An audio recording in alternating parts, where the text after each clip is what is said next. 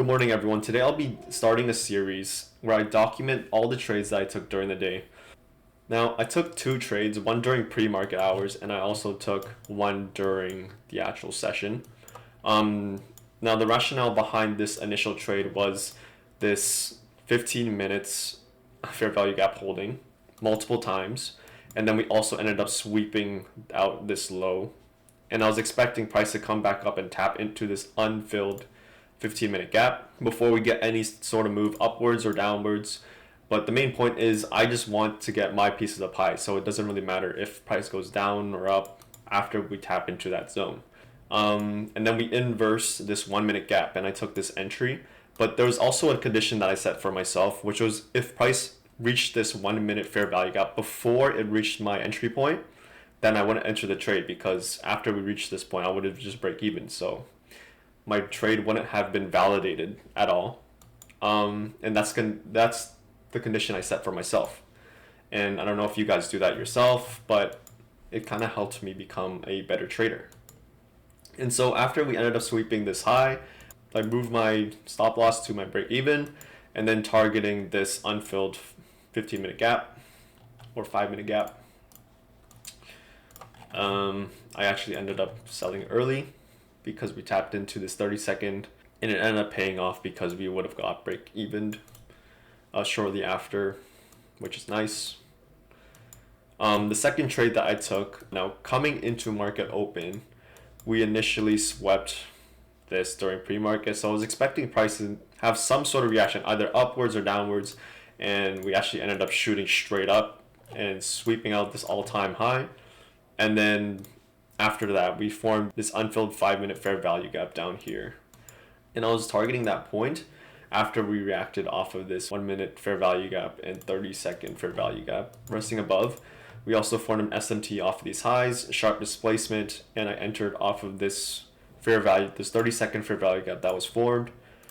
And so that's the position I took. I ended up selling a bit early, close to this point right here, simply because there was a chance that it would respect this 30-second fair value gap and then came back up into my break-even point, which I didn't like. So I just ended up taking the position out, but it came back to bite me in the ass because it actually ran towards my TP, which is unfortunate, really.